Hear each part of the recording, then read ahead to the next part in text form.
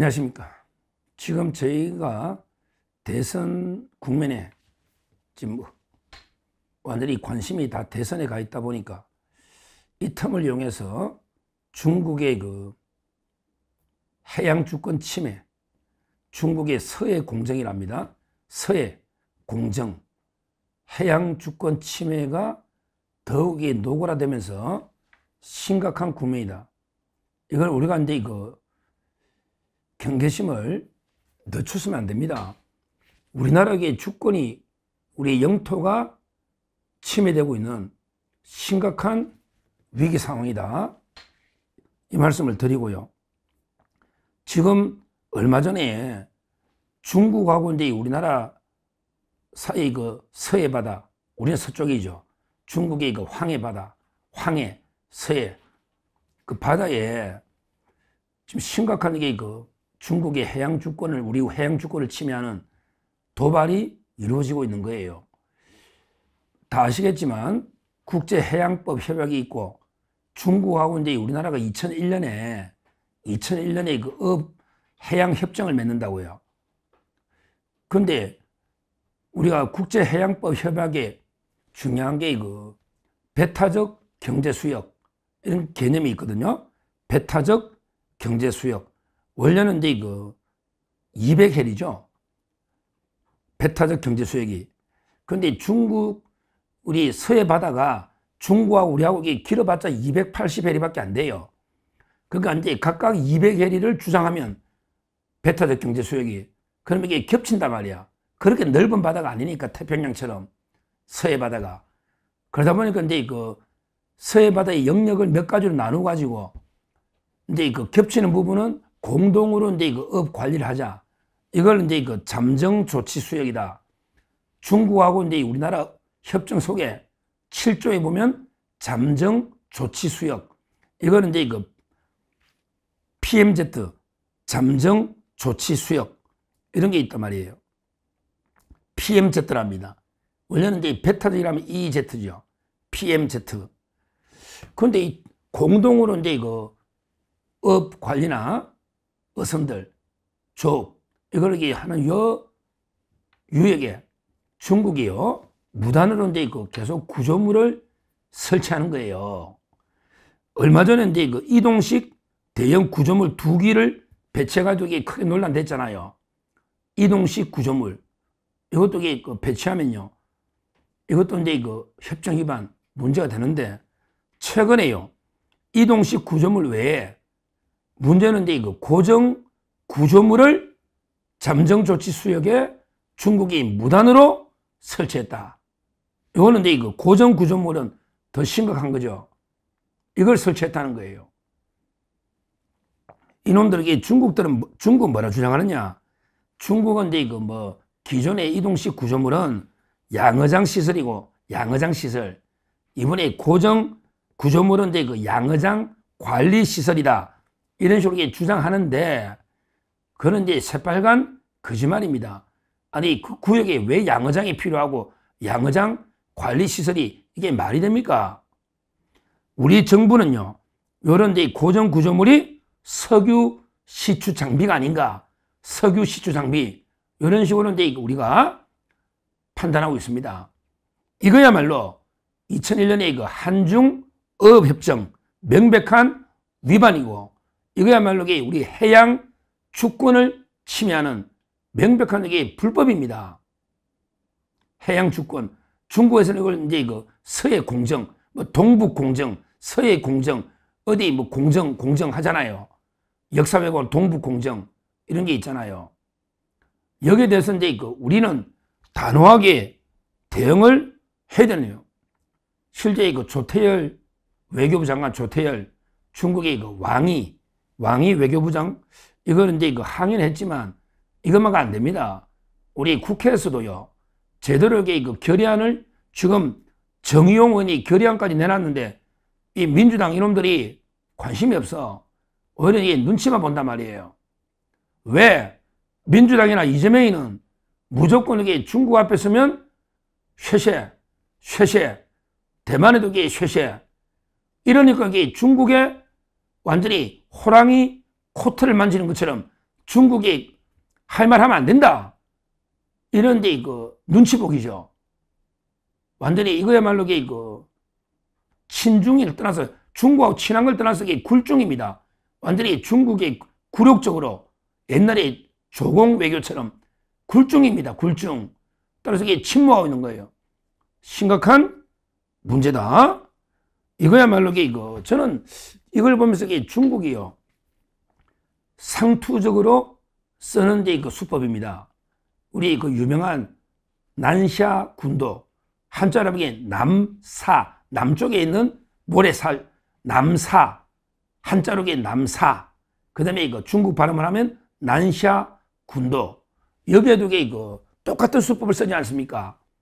거기에 한 6개 나라가 분쟁을 벌이고 있는데, 베트남이나, 그 다음에 필리핀, 말레이시아, 뭐 이런 데 나라들 있지 않습니까? 브루나이. 근데요, 여기서도 막 중국이 완전히 국제법을 완전히 정면으로 어기면서 무시하고 있습니다. 특히 국제해양재판소가 있잖아요. 거기에 필리핀이 제소했거든요. 근데 판결이 중국이 패소해도 판결을 완전히 개무시하고 있습니다. 원래 국제법이 과연 법이냐?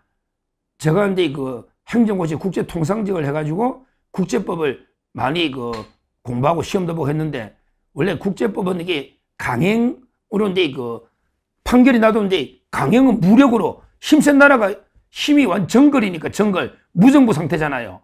따라서 국제법이 법이냐 이런 논란도 있는데, 중국이 힘이 있으니까 국제해양법원의 판결도 개무시하면서 무단으로 난시아 군도에 인공섬까지 설치해가지고요, 자기들에게 영토다 이렇게 우기고 있지 않습니까? 그러니까 미국이나 인근 나라에서는 항행 자유, 왜냐하면 난시아 군도가 지하자원, 천연가스나 이런 데 또는 어획, 뭐 이런 물고기, 우리 수산자원 이런 것들이 풍부하지만 가장 중요한 게 석유나 우리 국제해상 운송로 아닙니까? 운송로. 그러니까 미국이나 항행 자유, 바다는 누구나 자유롭게 통행할 수 있다. 항행 자유 이런 데 하다 보니까 중국하고요, 막 수시록의 일촉즉발의 위기에 가장 어떻게 보면 국제적으로 위협이 고조되고 있는 전쟁 위협, 이게 난시아 군도거든요. 이거하고 똑같은 짓을 하고 있다는 겁니다. 심각한 겁니다. 이 문제는 이재명이나 민주당은 계속 무관심한 것처럼 더 나아가서 중국의 눈치를 봐가지고 할 말을 못하는데, 제가 보기에는 우리나라의 영토 주권이 침해되는 거예요. 이재명, 이 자들이 독도에 대해서만 엄청나게 큰 소리, 일본이 만만한 거야. 독도는 우리가 지배하고 있어, 실효적으로. 독도에 대해서는 뭐 말도 안 되게 일본이 뭐 침입하는 것처럼 독도 찾아가고, 그때 난리를 쳤잖아요. 전용기인지 뭐 있잖아, 전용기 국회의원 동탄에. 근데요, 일본에는 과잉되게 괴담까지 퍼뜨리면서 독도 문제는 거론하면서, 문재인도 그때 한반도에 그럴 때 독도도 빼놨지만, 근데 서해바다에 대해서는 완전히 중국 눈치로 무관심한 거예요. 독도는 과잉 대응, 일본에 대해서는 과잉 위협을 강조하면서, 진짜 심각한 우리 해양 주권 침해는 중국입니다. 중국이에요. 지금 완전히 미중 패권 전쟁이 가장 국제 정치의 위협인데요. 우리가 국제 정치의 역사를 보면 항상 우리는 상대적으로 워낙 강대국들이 둘러싸여 있잖아요. 물론 우리가 약소국은 아니지만, 우리도 강소국이지만, 그래도 우리보다 몇 배 강한 중국, 미국이 완전히 세계 패권 전쟁을 벌이면서 가장 위험한 지역 중에 하나가 우리 한반도 아닙니까? 이런 경우에 우리 역사를 보면 국제 정치에서 적과 동지를 잘못 판단해가지고 잘못하게 편을 서가지고 나라가 망하거나 망국의 위기에 처하니가 허다합니다. 옛날에 우리 명나라하고 청나라하고 할 때, 그때 광해군 끝나고 이제 인조 반정 때, 인조도 그때 청나라가 떠오르고, 그 다음에 명나라는 멸망하는데 끝까지 명나라 제조 지원, 명나라가 임진왜란 때 우리를 도와준 제조지언을 은혜를 지켜야 된다. 이러다가 이게 병자호란이나 완전히 치욕을 당한 거 아닙니까? 항상 우리처럼 물론 우리가 강하다 강소국이라 하더라도 특히 약소국 말할 것도 없고 적과 동지를 제대로 어느 편에 쓸 건가 편을 잘 쓰는 게 이게 가장 국가 생존에 중요한 겁니다. 지금 우리는 누가 뭐래도 미국, 그 다음에 일본, 그리고 이제 유럽의 자유민주주의 국가들, 그 다음에 호주, 뭐 이런 이제 어떻게 보면 이제 자유민주 체제와 시장 경제를 추구하는 이런 이제 가치 동맹, 자유를 지키려는 이런 이제 자유연맹, 가치 연맹, 이 편에 서는 게 너무나 당연한 겁니다. 그런데 이재명과 민주당은 오히려 이제 전체주의 동맹, 자유를 파괴하는 독재 동맹, 대표적으로 러시아 푸틴, 그 다음에 중국의 시진핑, 그 다음에 북한의 김정은, 이쪽 편에 나라를 갖다 맡기려는 이런 자해행위를 하고 있는 겁니다. 그러니까 이제 트럼프 대통령도 절대 이재명과 민주당 정권을 용납할 수 없는 거예요. 아마 이재명이 되면 바로 이제 미국의 독자 제재가 들어올 겁니다. 유엔 제재 떠나서 국내법의 심판을 떠나서 그 정도로 이재명이는 위험한 인물로 완전히 시진핑의 부역자로 하수인을 보고 있기 때문에 절대 인정 안 할 겁니다. 그에 비하면 이제 우리 윤석열 대통령, 한덕수 대행 포함해서 우리는 이제 확고하게 한미일 공조를 바탕으로 전 세계의 자유를 수호하려는 이런 이제 동맹편에 서야 된다. 이 말씀을 제가 분명히 드리고요. 제가 너무나 중국이 지금 노골적으로 우리 영토를 침범하고 있고, 지금 이제 중국의 완전히 우리나라를 침탈하려는 극한, 초안, 이런 이제 전쟁이 도처에 벌어지고 있지 않습니까? 여기에 우리가 강력하게 맞서 대응해야 됩니다. 특히 중국 조선족이나 여러 이제 선거권, 투표권, 이 문제부터 해서 그 외에도 이제 여러 우리 사회보장에 침투된 이런 이제 중국의 과도한 굴욕적인 특혜, 얼마나 어려움부터 심각합니까? 중국인들, 중국 국적, 이 사람들이 받는 혜택이요. 막 교과서로 적으면 이게 끝이 없어. 아마 수백 가지가 될 겁니다. 수백 가지가. 여기에 우리 자유대학이나 청년들은요, 이 심각성을 아니까 청년들이 들고 일어나지 않습니까? 근데 우리 기성세대도 이걸 심각성을 깨닫고 청년들이 먼저 들고 일어나지 않습니까? 근데 왜 이재명이나 민주당은 끝까지 침묵하고 있느냐? 이 말입니다. 지금 이번 대선도요, 아마 이제 중국이 배후에서 엄청나게 다양한 방법으로 조작하고 있습니다. 제가 이런 걸 많이 봤어요. 제가 전환길 강사 떠나서 학원의 강사들이 막 서로 경쟁하다 보면 중국에 써보두고 온갖 여론조작 비방하면서 하고 있습니다. 중국이 그런 나라입니다. 이번 대선도요, 이대로 가면 이게 중국에서 더 나가면 이게 북한에서 좌우되는 이런 대선이 될 수 있다 이 말이에요. 중국이나 북한의 여론 공작 엄청날 겁니다. 우리 이재명을 띄우면서 어떻게든 이렇게 좌파 위성 정권을 만들어야 된다. 그러기 위해서는 이게 국민의힘 후보, 자유우파 후보를 무조건 떨어뜨려야 된다. 이런 게 엄청난 선거 공작이 또 벌어질 수도 있는 거예요. 여기에 대해서 우리가 철저하게 대비를 해야 된다.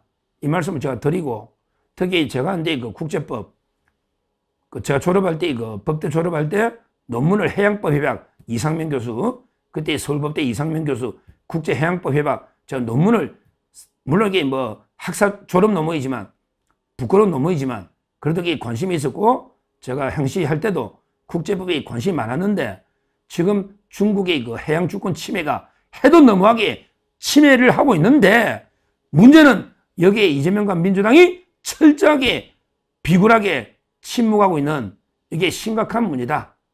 이런 이제 중국의 영토 주권 침해를 분명히 국민들에게 알려야 되겠다. 이런 절박한 심정으로 제가 호소했고요. 여기에 대해서는 우리 청년들이, 대학생들이 먼저 들고 일어나고 있으니까 우리도 우리 기성세대도 관심을 가지고 청년들의 그 외침에 귀를 기울여야 되겠다. 이렇게 말씀드리고요. 특히 이번 대선 북한과 중국이 엄청나게 그 배후에서 엄청나게 공작을 할 겁니다. 여기에 대해서 어떻게 과연 막을 건지 이 부분들에 저희가 철저한 대비가 필요하다. 이 점도 분명히 말씀드리고요.